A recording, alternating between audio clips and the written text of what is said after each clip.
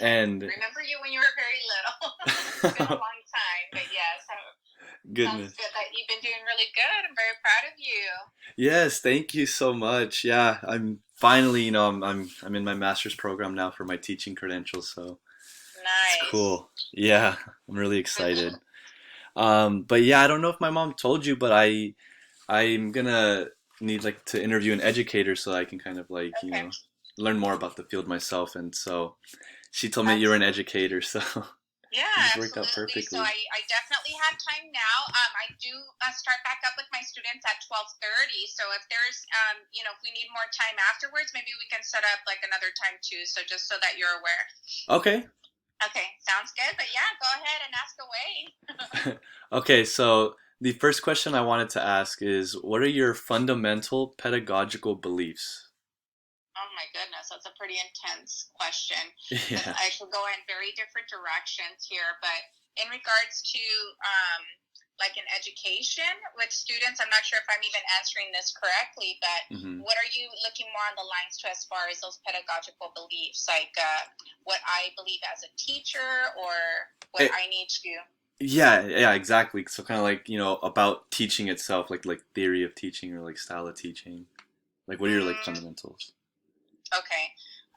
So I would say that obviously to allow the student to kind of go more in depth in their growth, hmm not only nurture the student emotionally, but also academically, I guess is a lot of what I'm seeing right now. And the way things we've kind of gone into a different shift right now with students. And I just believe that I am trying to help every student in every which way, regardless of where their background, what their background is, and where their like learning levels are. Okay. So I have to believe that I need to push these students, regardless of where they are, so that they can gain as much capacity of in their academic growth as they can. And also, a lot of nurturing goes into the whole child as well. So being that they are kind of observed and looked over in their emotional needs as well. Absolutely. Absolutely.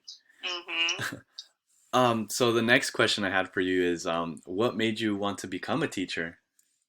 Um, I kind of went from going from a couple of different majors, and I think at the point in time, like I was also a young mom, just as your mom was, and I feel that I kind of just wanted to be in that kind of environment where I can not only like facilitate as being a teacher, but also being a better mom for myself. And I was one of those weird kids when I was younger. I guess I could say that loved to be always playing teacher, when I was younger. Like it was just something that I've always wanted to do. I changed my major from wanting to be like a high school teacher to then going to elementary. So that was kind of the first thing that I wanted. I was just Wow. so into high school. I wanted to go from the high school field into, with the PE. I grew up playing sports and all that, but I ended up deciding to do elementary just because it was around the ages of my children. hmm And I just wanted to be not only a better mom for myself, but I also enjoyed, the whole educational scene as well. So it was just, my own kind of following through what I enjoyed doing as a kid and fostering my own kids' education as well as I move through my credential. Awesome. Yeah, it's like a perfect fit for you. Yeah, yeah. And, when I finished, I started off in a kindergarten classroom, and my son was in kindergarten at the time. So that was kind of cool that I can kind of learn in the teacher's perspective, but also kind of bring it home hmm as well. So I really enjoyed that. Like whatever I was teaching, I was making copies and bringing things home for my kids as well, kind of learning along the way there. Cool. Mm-hmm. Very cool. So the next question I have for you is how do you determine a student's potential and how do you nurture it once you find it? So I guess I can go about it in a couple ways. Being that I'm a sixth grade teacher, the students already have a little bit of a kind of a academic jacket, I guess I could say, like a folder that I can look at and observe as to how the student was doing before. Also, teacher input from previous grade levels. And of course, we always have to look at those assessments. So this year's a funky year once again because of the whole pandemic. We don't have end of year results for our fifth graders, incoming sixth graders. Like my students this year did not take the state test. Wow. So we're kind of in that little bubble of like, oh my gosh, well, where are these kids, you know? Mm-hmm. But a lot of it comes from their previous year's input, whether it's their assessments, teacher, anecdotal notes, or things that, you know, took place. Now, of course, every child and every teacher has a different temperament. I can notice that sometimes I have students that I get along very well with, where other teachers maybe struggled a little more, or vice versa, right? So temperament and you know, character has a lot to do with it, as well as home life. You know, sometimes it fluctuates from one year to the next. But once I look into that background knowledge of the student, I then input it with what we are currently doing in the classroom. Okay. So if the kids, you know, take new assessments with me, then we're constantly looking at data to kind of see where those kids are. So just trying to see where they left off and what are they coming in as a beginning, in this case, sixth grade student for me. Mm-hmm. And once I find out, we are very fortunate that our school here, we do have like impact teachers that help support whether it's reading or math, or I do small group instruction. Mm-hmm. We sometimes have like the before after school support. Again, this year being funky, we're not doing any of that because we don't have kids here physically. Yeah. But normally there's like a before after school. Reaching out to parents. Sometimes all it takes is to reach out to a parent sometimes, and you know, seeing where I can help foster that if they have a couple minutes with me to talk to them about what's going on and where we want that child to be.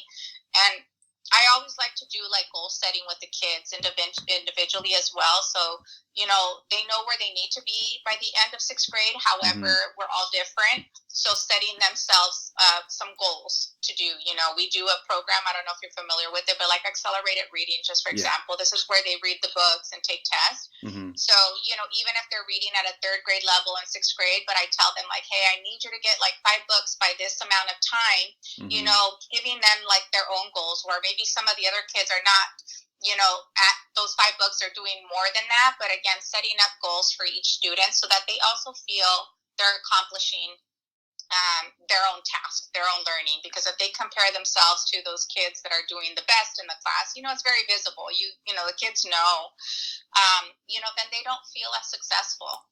Yeah. You know, so yeah, just kind of praise and looking at everyone individually, making sure that they have their own goals that they can set, and you know, that way they feel that there's some personal gain there for each individual student. Mm-hmm.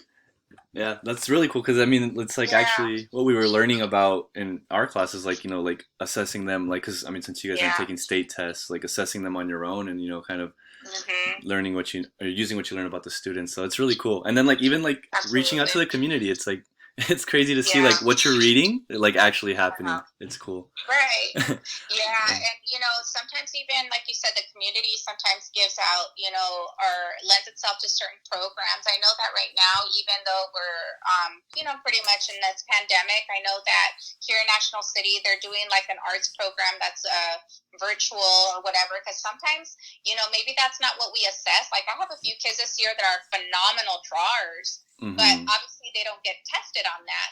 But if there's another avenue that they can take and be part of a group where they're using their artistic abilities in a different way, you know, that also helps them kind of build on that. And you know, everyone's unique. So you know, some of them will be like, I am far from being artistic. I admire these kids of how well they can freehand draw and do all these wonderful things. So always kind of putting myself in that situation. I think too, if I kind of give myself I lend myself to that vulnerability and saying, boys and girls, like, I'm not perfect either. Look at my stick figure and look at what, you know, this student was able to do. You know, we all have strengths and we all have weaknesses. So, you know, that also gives them that little bit of like self-esteem that they're good at something too. So again, finding some ways of what they're good at. Maybe it's a sport. Some of the kids that, you know, may not be academically inclined, but they are phenomenal in sports, you know, recognizing those talents that are outside of academics too, I think helps build character too.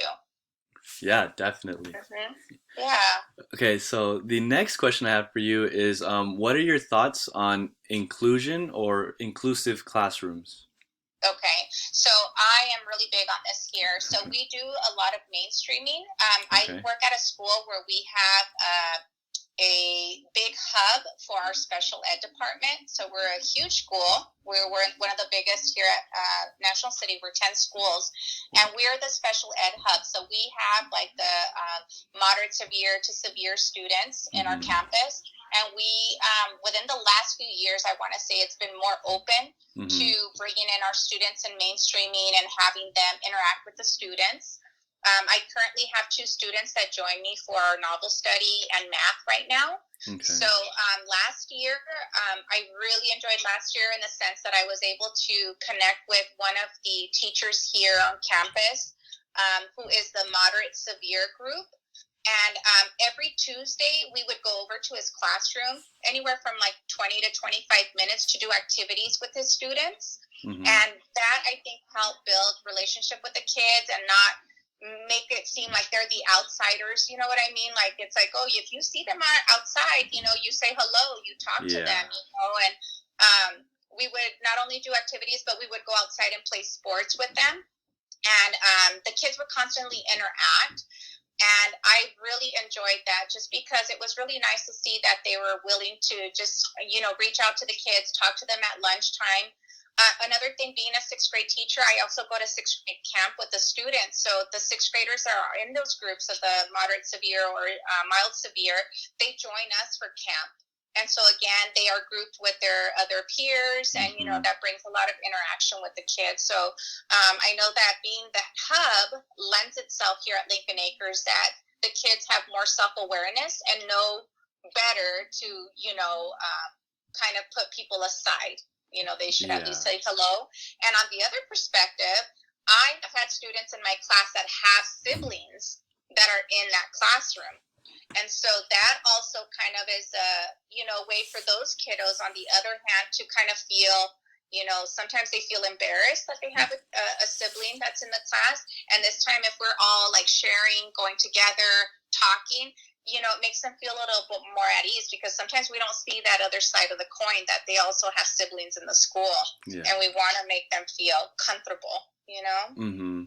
So yeah, it's kind of an interesting thing. And again, this year it's been a little rough. It's only been doing the mainstreaming virtually through certain Mm-hmm. subjects, but last year and previous years we actually physically go with the class as well.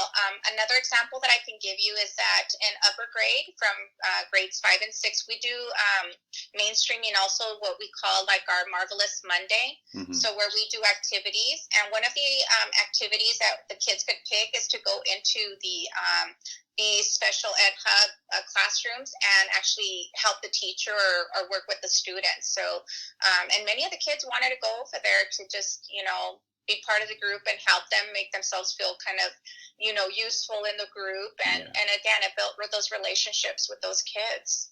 No, absolutely, and that Yeah. it honestly kind of like ties into the next these past two questions actually. Sure. Okay. So they kind of like tie in because the next question is how do you promote student engagement? And I mean, I feel like kind of by including them and other stuff. I mean, I'm sure. Yeah. So So yeah.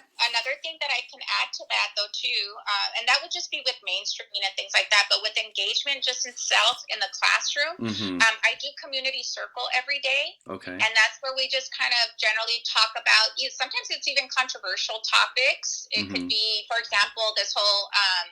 Inaugurate.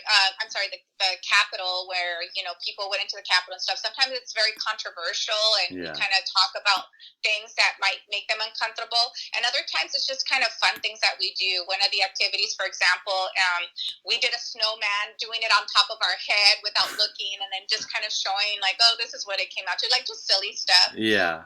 Today I did a little bit of a gibberish game with them where I would say something in gibberish and they had to guess what I would say. So it just kind of built that little relationship with the kids, and having them feel comfortable. And normally, again, it would be in a classroom setting where even though they're sixth graders, I would have them move their desks and we would all sit in a circle and all share.